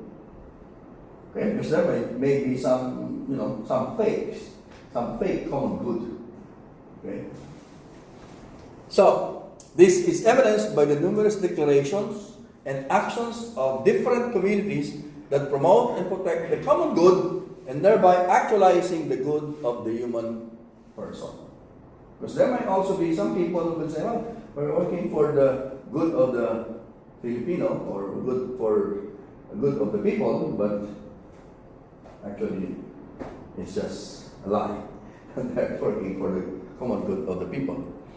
There are also instances where the apparent common good may be in conflict with the person's conscience. See? Wojtyla cites certain systems where there is a struggle between what is presented as a common good and the real essence of the social community proper to the human we and the personal subjectivity. Because some people may project this is the common good, but it's not really the real. It's not the real common good. The emergence of totalitarianism, utilitarianism, and social egoism have undermined the real essence of social community and personal subjectivity. Even in small communities like the family, there are certain deviations which purport to present a common good which does not correspond to the essence of such social community and to the personal subjectivity of the human person. And I think now we are experiencing that. There are so many deviations that purport to be the good of all, but well, when you examine them, they are not. Okay? Now let's go to the next. I think this is second to the last part, the notion of neighbor. Okay. The personal and social dimensions of intersubjectivity lead us to the notion of neighbor and fellow member. And he makes a distinction, distinguishes two. The notion of neighbor and fellow member in community are related and sometimes they overlap. They agree in certain respects, for a member of a community is always a neighbor. Okay? But neighbor is not neighbor as in sitting beside me, right? No, that's not the notion of neighbor. However, they point to different notions, different systems of references and forms. The notion of neighbor has a deeper application in interhuman or interpersonal relationships. It is more fundamental than the notion of membership or fellow member. For membership in a community presupposes the fact that men are neighbors. People become parts or members of a community, and they may also cease being members of the community. Like for example, in a class, we are all members of this class, but after the semester, you will no longer be a member of the class. Okay? But they cannot cease being neighbors. Classmates can never cease to be neighbors. So that's why neighbor doesn't mean that he is my seatmate. No, that's not the case. Okay. So it's in the sense that we can say that the notion of neighbor is essentially different from the notion of membership in a community. And he cites one perfect example of this, the example of the Good Samaritan. Of course, we know the story of the Good Samaritan. No? The man who helped the dying man, despite the fact that the victim is not a fellow member of his community. It's not a Samaritan. Alright? But just the same, the Samaritan helped the dying victim. Okay? So, the Good Samaritan recognized the humanity of the victim, while the others, the Levites, all the others, they just passed by the dying person, and they failed to recognize the victim's humanness, despite the fact that the victim was a fellow member of their community, because the victim is a fellow member, a fellow Israelite. Okay? But they failed to recognize that. But the Samaritan, although the victim is not a fellow member, he recognized the humanity or the humanness of the victim and helped him. So for Wojtyla, the neighbor is the one who helped the victim. Those who just pass by, they are just fellow members, but they fail to recognize the humanity of the victim, and therefore they are not neighbors to the victim. Thus, the notion of neighbor forces us to recognize and accept, appreciate the value of what is in man, independent of his being a member of a community or a fellow member of a community. There is something valuable in man that is independent of his being a fellow member, and this is the value of man as a person, the dignity of the person. So the basis of us being neighbors is not that we belong to the same community, but that we belong to the same humanity. And we recognize the value of each one as a person. The notion of neighbor is strictly related to man as such and to the value itself of the person, regardless of any of his relations to one and another community or to the society at large. Okay? So the notion of neighbor takes into account man's humanness alone. And that humanness which is concretized in every man just as much as it is in myself. Okay? So when I recognize the humanity of another person, then I become or he becomes a neighbor to me. Okay? So it therefore provides the bonus basis for the community. A basis that extends beyond any strangeness or foreignness or any consideration of being a member of one's community. So it recognizes that the whole human race is one human community. That every one of us is person and we have a value. We have dignity. So the humanness is central point that unites all human beings who are members of different communities. It refers to the commonly shared reality of human beings and also to the broadest foundation of interhuman community. Any community that is formed not on the basis of man's humanness is devoid of any human character. I think these are very strong, these are very strong words of Wojtyla. Participation consists in sharing the humanness of every human being. And this ability to share in the humanness of others is the very core of all participation in the condition of the personalistic value of all existing and acting together with others. And we don't have much time. I will end with this line. This mutual sharing of self is the foundation of Wojtyla's notion of love. So the very fact that we are all neighbors, meaning that we share the same humanity, that we share the same value as human person, is the basis for loving our fellow human beings. Precisely because of this shared humanity or humanness. So participation here is something like subjective component. Okay. Even the neighbor itself. Yeah. It refers to the subjective commonness or the subjective common. Yes. The shared The shared subjectivity. Yes.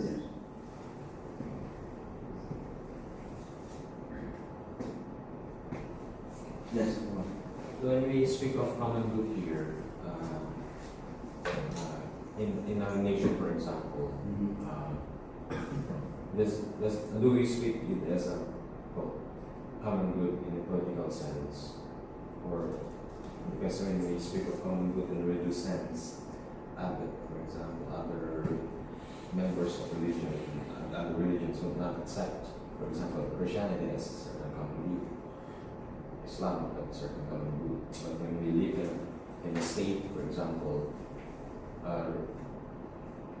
which type of common good do we consider? Religious understanding or political understanding? Well, of course, some people may understand common good in the political sense, but if you understand or even in the religious sense, but if you understand the common good in the political or in the religious sense, we are putting some restrictions to that common good.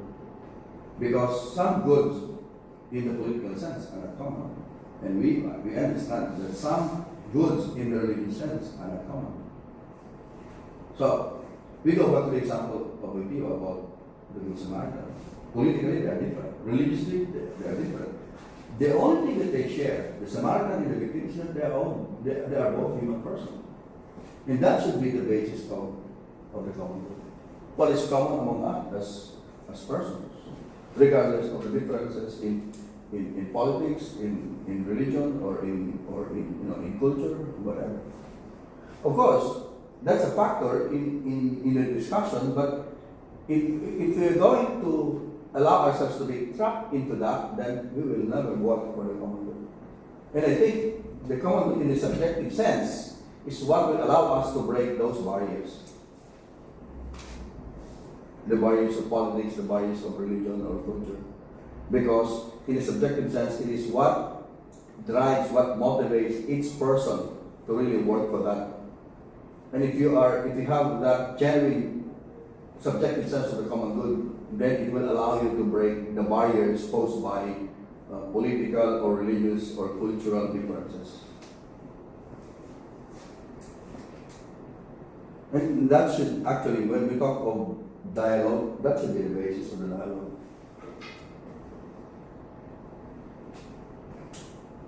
The dialogue should, well, of course, we talk about interreligious dialogue because it's a dialogue among or between religions. But for this interreligious dialogue to be successful, it has to break the barriers of each other's religion. Otherwise, the dialogue will not be possible. So if, for example, I have to dialogue with a brother Muslim, and I will carry with me, my Christian and my Catholic mentality. Of course, I have to bring it with me, but it should not pose as a kind of a barrier in the dialogue. You will always have to bring with you your subjectivity. That's part of your subjectivity, but it should not pose as a barrier to that. Of course, that's very difficult because it's a dialogue. It should be a two-way. It should be a two-way process. Even the understanding of dialogue for some religions, let's say for example in Islam, some believers of Islam will not favor the idea of dialogue. Yes. Because for them, it's quite impossible for us with different religion, dialogue. I mean, to what extent can we dialogue like that? Because of their strong belief in their religious conviction. Well, first, you're right, but for some Muslims, it's impossible to establish a dialogue with some other religions. And it's even impossible to have, almost impossible, for two Muslims to dialogue with each other. Like, for example, a Shiite and a Sunni, it's difficult to have a dialogue. I have witnessed this in one of the conferences I attended in Romania. So we have several Muslims professors. Some of them are from Iraq is Shiite, right? Shiite Muslim. And then I think the Arabs, the Egyptian, Egypt is Sunni. So you have several. I think 4 of them are Muslim professors, but 2 are Shiite and 2 are Sunni. So when we start, when the one professor, Muslim professor, talks about the Quran and the succession of Muhammad, the other reacted. That's not how it is. So you see, even between Muslims, it's impossible to have. In fact, some Muslims are more open to dialogue with Christians than with fellow Muslims. Okay, because when we were able to overcome this, because in the history of the Sunni and Shiite, so you have the succession of Muhammad. Okay, see the succession of Muhammad. Who should succeed Muhammad? This guy should succeed Muhammad. Oh no, this guy should succeed Muhammad. So he created the 2 lines of 2 groups of Muslims. So between them, it's difficult to dialogue. But when we were able to overcome that distinction and we just treat them as Muslims, then they were able to dialogue with us, with Christians. Right? And yes, there are some extremist Muslims, as there are extremist Christians. And that's the one that we have to overcome, fundamentalism and extremism. Only, so the dialogue should overcome, among others, this fundamentalism and extremism in order for a dialogue to succeed. If these elements are present, it's impossible. It's impossible. I have an article on that on violence, the violence of extremism, and I have an article from diversity, from dialogue to hospitality. Because if you're not hospitable to the other, it's impossible to have a dialogue. You have to be hospitable, you have to be welcoming of the other to establish a dialogue. And it takes a lot to be hospitable. And I took that notion of hospitality from Derrida. The hospitality of Derrida there. Because Derrida was talking about the hospitality, for example, of the stranger, of the refugees. Because the refugee comes here as a face different, and then he wants to enter your house, the country. So the natural reaction is close your door, because the refugee is a stranger. And actually, the phenomenon of the refugee opens a lot of avenues for reflection about how we establish a relationship with our fellow human beings. Because now the human being, the fellow man, has a concrete face. We're not just talking of an abstract person. He is a refugee. And that refugee could be what? He could be a Yemeni, he could be a Sudanese, he could be from any parts of Africa, for example, or from the Middle East, and then all of a sudden he appears right outside your door. So if you are a Filipino and then here comes a refugee, how do you react?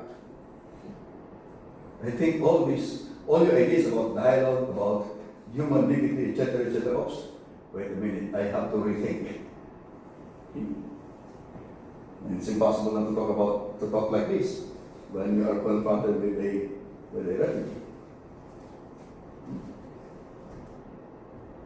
So we are talking out here of very very normal situation. But when you go out there in the abnormal situation, I don't know if you can still talk about dialogue and hospitality and benevolence and generosity and neighbor. And I think that's the reason why all the others pass by the dying person except the Samaritan. Because it's difficult to really consider others as neighbors.